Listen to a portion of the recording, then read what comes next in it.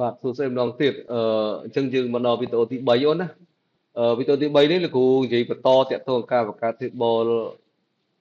បន្តទៀត table ដែលយើងបង្កើតវគ្គទី1គឺយើងមាន table client និង client type ពីរហ្នឹងអញ្ចឹងជាបន្តលោកគ្រូសូមថតការបង្កើតវីដេអូ table ដទៃៗទៀតដែលមានលក្ខណៈខុសៗគ្នាច្រើនវាមានលក្ខខណ្ឌច្រើនណាអញ្ចឹងលោកគ្រូសូមបន្តតាក់ទងការបង្កើត table product type ជាធម្មតា table គ្រូបានបញ្យល់ទាំងអស់ហើយតាក់ទងនឹងtable ដែលមាន relationship ពីមួយទៅមួយនេះ table ដែលតាក់ទងគ្នានេះយើងបានបង្កើត table client type client ឥឡូវមកដល់វគ្គ product ម្ដង product គឺយើងនិយាយពីដើម្បីបង្កើត product យើងមាន product type មានប្រភេទទំនិញសិនប្រភេទទំនិញជាប្រភេទ laptop ជា desktop ជាប្រភេទ accessory ទាំងអស់នេះស្ថិតនៅក្នុង product type ហើយ table ហ្នឹងមានតំណែងជាមួយនឹង table product ឥឡូវនេះគ្រូចាប់ដើមបង្កើត product type មុនអញ្ចឹងយើងចូល SQL developer ណា user ដែលយើងបានបង្កើតមុនគឺខ្ញុំប្រើ user ឈ្មោះថាmini POS អញ្ចឹងខ្ញុំចូលដដែលដាក់ password ដដែលអ្នកនរនេះធ្លាប់ដឹងហើយអូខេនេះមកពីយើង user ID យើងអត់តមក start service Oracle ខ្ញុំបាន start service យើងឃើញនេះ start service យើង OOCL.PC សាកយើងមើលអូខេអញ្ចឹងបន្ទាប់យើង start ហើយបងអូនអាច log ខ្លួនម្ដងទៀតនេះទាំងអស់គ្នាយើងអាច start SQL developer ម្ដងទៀតអញ្ចឹងវិជ្ជាការយើងយកអាហ្នឹងអូនណាយកអានេះ SQL ដែលគ្រូ download ឲ្យអញ្ចឹងលោកគ្រូប្រាប់វិធី download ឲ្យ file down អញ្ចឹងអត់មានទេ tool built in មកជាមួយគ្នាអត់មានទាំងអស់ទេអញ្ចឹងបានបង្កើតរួចហើយ user ហ្នឹងយើងយក password បើចង់ធ្វើភ្ជាប់ APT មួយទៀតទៅមើលវីដេអូដើម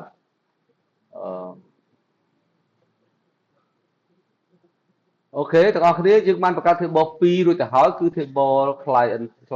type និង client ឥឡូវជាបន្តទៀតលោកគ្រូសូមបង្កើត table product type តើមានកលំនេះខ្លះលោកគ្រូសូមស្រៀន2មកខាងនេះអូខេមួយទៀតគ្រូបើកWord មកដល់ខាងនេះអង្គមើលណាចឹងលោកគ្រូសូមនេះ product type អញ្ចឹងបងអូនមាន table នេះយើងបិទវិញយើងយក new new table បងអូនបង្កើត table ឈ្មោះគេ product type ឈ្មោះថា product underscore type អូខេនេះយើងយកវាជា primary key ស្ទុះយកវាកន្លងអីគេ product type ID បាទយើងយកជាគេអូនជា number ហើយនេះគឺយើងយក data type វាអូខេយកវាជា3វា3ខ្ទង់លេខទំនិញយើងត្រឹម900ជាងបានដើម្បីដល់1000 3ខ្ទង់ទិសភាគគឺ0អត់មានទិសភាគ yes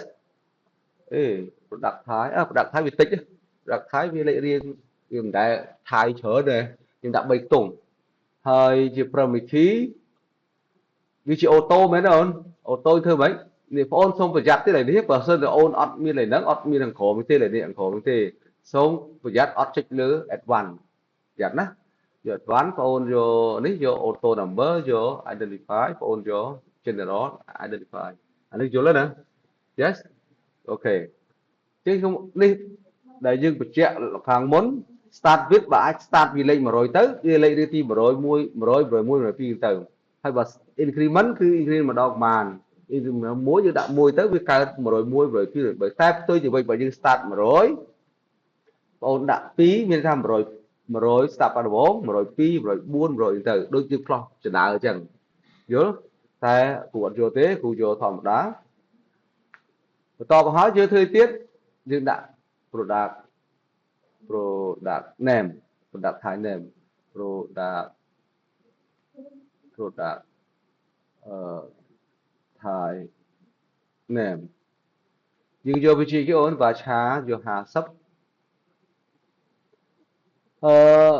នេះត្រង់នេះបងអូនត្រូវយល់ថាវាជាអីគេអញ្ចឹងយក50ហើយវាមានអី not null ទៀតនេះ not null ព្រោះ ពេលphảiអូនធ្វើបច្ចេកលោកគ្រូកែតាមនឹងគ្រូមើលក្នុងមើលនេះខ្លះអញ្ចឹងណាហើយនេះ unique គេប្រាប់ថា unique unique គឺជាការបង្កើត product ហ្នឹង product ថៃកុំឲ្យលោកឈ្មោះដូចគ្នាដូចថា accessory សេ accessory ម្ដងទៀតអញ្ចឹងណាអញ្ចឹងយើងប្រើ unique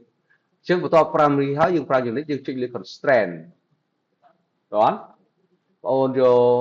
new នេះវាមាន new unique constraint foreign constraint ទៅវីដេអូមុនគ្រូបញ្ជាក់ហើយអញ្ចឹង unique unique វានឹងបង្កើត unique ឲ្យយើងមួយមកយើងត្រូវចើកំណត់កុំឲ្យដូចគ្នាមួយណានិយាយរួម unique និង privacy ស្រដៀងគ្នា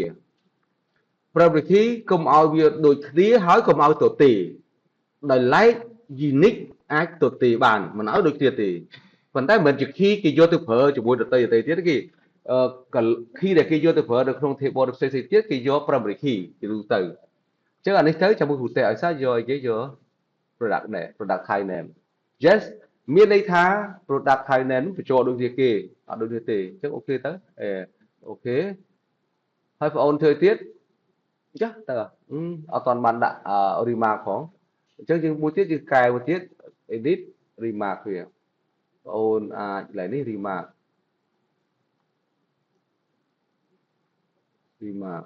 យក30តួអូខេអញ្ចឹងចប់ហើយការងារការធ្វើរបស់យើងគឺចប់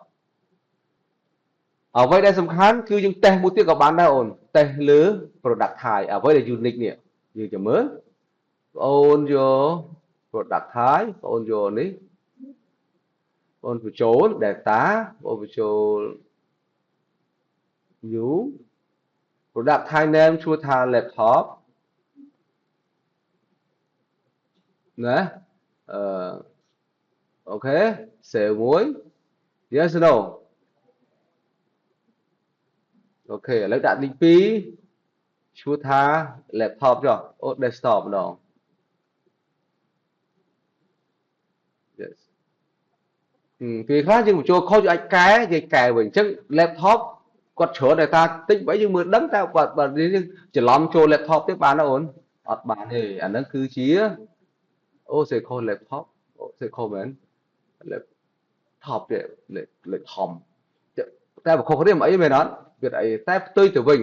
បើសិនវាខុសគ្នានេះ laptop កែទៅវាឈ្មោះដូចគ្នាច្បាស់ជា error អូននេះ error yes no អានឹងហើយជា unique constraint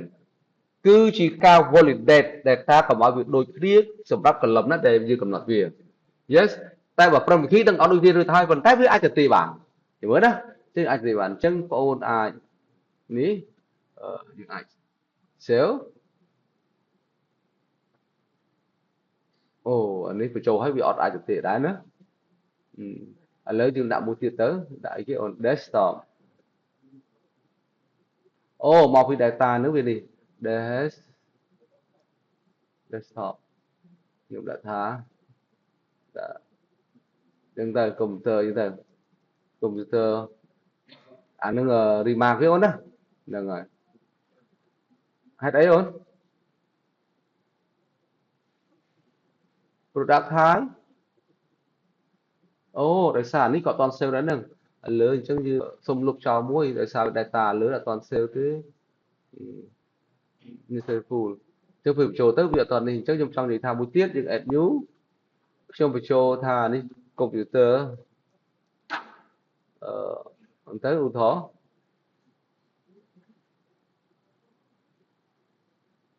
ទឹកឡៃនេះវាទៀមទាយើងបញ្ចូលយើងដាក់គេ desktop yes successful អូខេអានេះវាសូមបញ្ជាក់កន្លែងនេះអត់បើសិនជា error មួយដងវាចេញមកលើអូតូគឺអញ្ចឹងហើយវាត្រូវអញ្ចឹងអាហ្នឹងវាក្បួនច្រើនវាត្រូវអញ្ចឹងអញ្ចឹងបើអូនចង់បានលេខរៀងឡើងវិញបងអូនត្រូវលុបចោលកលុំហ្នឹងបង្កើតកលុំថ្មីដាក់អូតូម្ដងទៀតបានវាទៅ1 2 3វិញតែបើសិននេះគេចង់តាមដានថាយើងខុសម្ដងអូខេអីទៀតហ្នឹងតើយើងចង់បានលេខរៀងដោយខ្លួនឯងតសរសេរកូដដោយខ្លួនឯងតោះមួយទៀតតាក់ទងនឹងនេះអានេះមានការងារច្រើនអញ្ចឹងបងអូនឡើយនេះគេឲ្យការនេះគេ table product គ្រូសូមបង្កើតតែ2 table ហ្នឹងបានណាយើងយក new ដាក់ table product មាន S នេះដាក់ prime key ហើយមកទៅ product no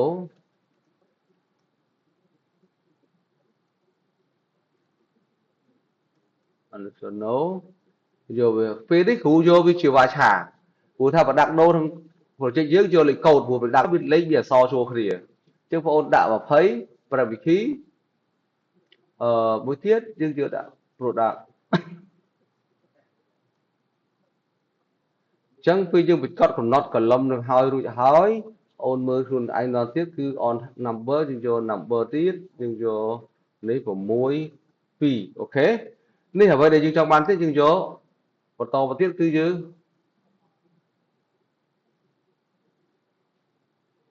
បាទយើងយកគេនេះអូនយើងដាក់ខាងក្រោម photo យើងដាក់ photo ព្រោះ product មាន photo យក picture អូនយករូបនេះណាអូខេអញ្ចឹងយើងបានកំណត់ហើយប៉ុន្តែយើងនៅលក្ខខណ្ឌដតីទៀតកលឹមផ្សេងនេះអូនមើលកលឹមទៅយើងរៀនកំណត់តាមលក្ខខណ្ឌហ្នឹងអញ្ចឹងយើងមើលទៅកន្លែងនេះគឺកន្លែងនេះគឺយកអីគេ primary key ហើយproject គឺយកអីគេ not null សិតតែ not null ទាំងអស់ព្រោះឈ្មោះមិនអាច not null បានទេមិនអាចទៅទេកើតទេបាទអ្វីដែលសំខាន់គឺត្រង់នេះយើងផ្លែកមួយគឺកន្លែង unique name យើងអត់ផ្លែកទេបែរទេ unique name កាត់ពេញមិញអូន unique name យើងត្រូវជា constraint ជឿទៀតអូន new unique constraint ហើយយើងយកគេទៀតមក table product name ពាក្យថាមិនអាចដូចគេទេច្រឡំអូខេទៀតedit វិញណា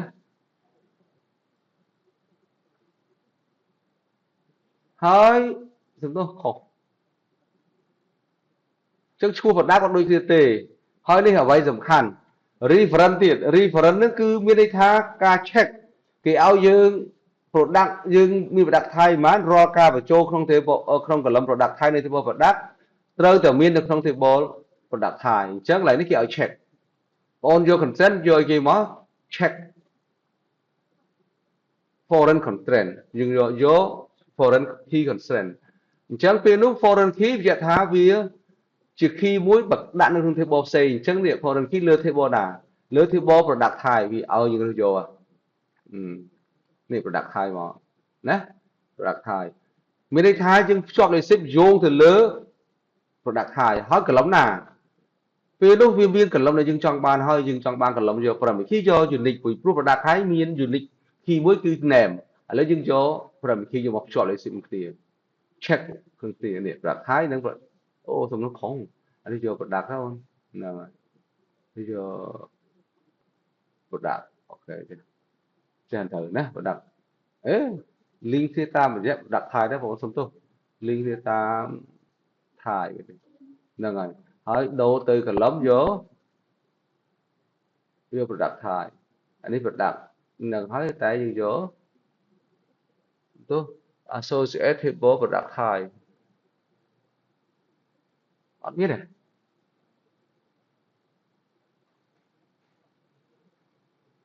សុំទោះដល់ទៀតនេះហ្នឹងហើយត្រូវយើងយកមិញ product ថៃ constraint យើងយក foreign key ជាមួយនឹងអញ្ចឹងបានអញ្ចឹងវាឆ្ងល់យើងយក table ខុសយោងទៅលើ reference ទៅរក table ណា table ទៅលើ product ថៃយក product ថៃយកគេអូននេះយក product ថៃ primary key បានត្រូវហើយអូខេទៅបាទមួយទៀតគឺនេះសូមបញ្ជាក់កន្លែងមួយទៀតគឺ not null ហើយ cell price នេះត្រូវតែធំជាង cannot តូចជាង0អញ្ចឹងបងអូនត្រូវដាក់កន្លែងនេះ constraint ដដែលយើងយក new បងបញ្ជាក់ណាកន្លែងហ្នឹងយើងយក new យើងយក check constraint បញ្ជាក់ថាកលំហ្នឹងបញ្ចូលមិនអាច0កើតទេត្រូវតែធំជាង0អូខេអញ្ចឹងយើងយក check យើងដាក់ថានេះ cell price យើងឈ្មោះកលំណា cell underscore price បើខុសក៏វាឲ្យទៅដែរអូនត្រូវតែធំជាងវាស្មើធំជាង0អញ្ចឹងណាធំជាង0វាថាមិនអាចតូចជាង cứ thông số chẳng sồn như có thông chương smart sồn các bạn đã ok rồi làm thì phí dùng ok đó làm thì phí xe price hay là xe khó ta mới hay xe khó hay xe price mỗi lần quý cái làm những cái kia xong lúc cho sân đi mới cái làm xe price nó xe price nước làm thì mỗi mẹ miên chẳng xe comment này thì cho nên cứ xe price cứ xe S cost price và chứ khó thì copy cho nó copy muốn sẽ copy giờ on your consent giờ new check consent không tốt là dừng cho home chiến smart zone thời chỗ chúng ta là lại khác có số đấy cái discount nó lụa dần đó ok TP cái kia tiền cost price dừng cho còn lắm dừng cho cost on your add consent with tiết không tốt dừng cho consent add consent cho check with tiết dừng cho cái cost underscore price thông chiến smart zone còn đi quantity on hand nhưng mà đã default vào chú zone đi on cho lại quantity on hand đã default vào chú zone nè ok đôi chỗ hỏi sẽ đặt table nữa và unique hỏi ni consent mean unique múa foreign key này rồi check cứ mi này muối này mùi vì thời này check hồi ghép làm lấy thông chữ sell right thông chữ sâu là này cứจะไหล corporate thông chữ sâu đại của visual mùi tiết đi vào view ok check off trước table giúp các bạn buồn chẳng mơ mới table được tây tiết của cái thá đôi chữ mấy tề cái lại đấy chẳng này job phone thử check consent cho min salary thông chiên mạ salary trong đây ní chỉ phép chẳng á phép thá còn lâm mạ thử ta phải chỗ thông chiên mình chân dương thử vô lẹ khăn gì vô min salary